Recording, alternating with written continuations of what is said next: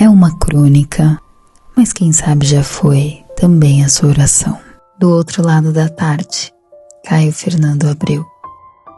Sim, deve ter havido uma primeira vez, embora eu não me lembre dela, assim como não lembro das outras vezes também primeiras. Logo depois dessa em que nos encontramos completamente despreparados para esse encontro. E digo despreparados porque sei que você não me esperava, da mesma forma como eu não esperava você.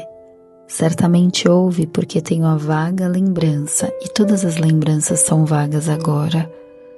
Houve um tempo em que não nos conhecíamos, e esse tempo em que passávamos desconhecidos e insuspeitados um pelo outro, esse tempo sem você, eu lembro.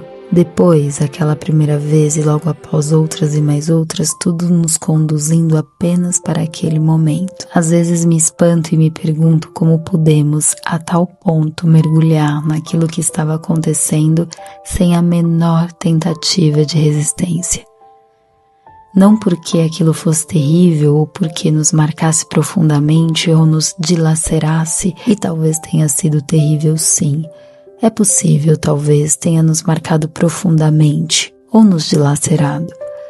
A verdade é que ainda hesito em dar um nome àquilo que ficou, depois de tudo, porque alguma coisa ficou.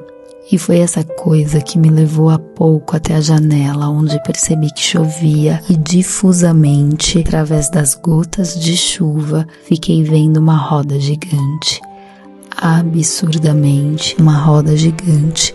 Porque não se vive mais em lugares onde existam rodas gigantes.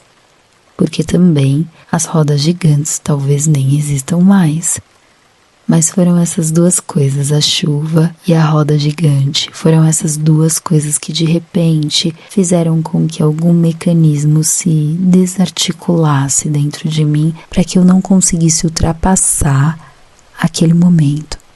De repente eu não consegui ir adiante e precisava, sempre se precisa ir além de qualquer palavra ou de qualquer gesto, mas de repente não havia depois.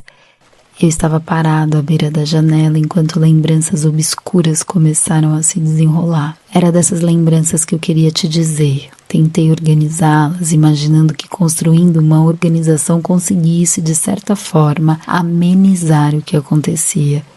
E que eu não sabia se terminaria amargamente. Tentei organizá-las para evitar o amargo, digamos assim. Então tentei dar uma ordem cronológica aos fatos. Primeiro, quando e como nos conhecemos. Logo a seguir, a maneira como esse conhecimento se desenrolou até chegar no ponto em que eu queria e que era o fim. Embora até hoje eu me pergunte se foi realmente um fim. Mas não consegui. Não era possível organizar aqueles fatos, assim como não era possível evitar por mais tempo uma onda que crescia, barrando todos os outros gestos e todos os outros pensamentos. Durante todo o tempo em que pensei, sabia apenas que você vinha todas as tardes antes. Era tão natural você vir que eu nem sequer esperava ou construía pequenas surpresas para te receber. Não construía nada. Sabia o tempo todo disso, assim como sabia que você vinha completamente em branco para qualquer palavra que fosse dita ou qualquer ato que fosse feito. E muitas vezes nada era dito ou feito. E nós não nos frustrávamos porque não esperávamos mesmo realmente nada. Disso eu sabia o tempo todo. E era sempre de tarde quando nos encontrávamos. Até aquela vez que fomos ao parque de diversões, e também disso eu lembro difusamente, o pensamento só começa a tornar-se claro quando subimos na roda gigante. Desde a infância que não andávamos de roda gigante. Tanto tempo, suponho, que chegamos a comprar pipocas ou coisas assim. Éramos só nós, depois na roda gigante. Você tinha medo. Quando chegávamos lá em cima, você tinha um medo engraçado e subitamente agarrava meu braço como se eu não tivesse tão desamparado quanto você. Conversávamos pouco ou não conversávamos nada. Pelo menos antes disso, nenhuma frase minha ou sua ficou. Bastavam coisas assim como o seu medo, ou o meu braço, ou o seu braço. coisas assim. Foi então que bem lá em cima a roda gigante parou. Havia uma porção de luzes que de repente se apagaram e a roda gigante parou. Ouvimos lá de baixo uma voz dizer que as luzes tinham apagado. Esperamos, achamos que comemos pipocas enquanto esperamos. Mas de repente começou a chover. Lembro que seu cabelo ficou todo molhado e as gotas escorriam assim pelo seu rosto, exatamente como se você chorasse. Você jogou fora as pipocas e ficamos lá em cima, o seu cabelo molhado, a chuva fina, as luzes apagadas. Não sei se chegamos a nos abraçar, mas sei que falamos. Não havia nada para dizer lá em cima a não ser falar. E nós tínhamos tão pouca experiência disso que falamos e falamos durante muito e muito tempo. E entre inúmeras coisas sem importância, você disse que me amava. Ou eu disse que te amava. Ou talvez os dois tivéssemos dito da mesma forma como falamos da chuva e de outras coisas pequenas, bobas, insignificantes, porque nada modificaria os nossos roteiros.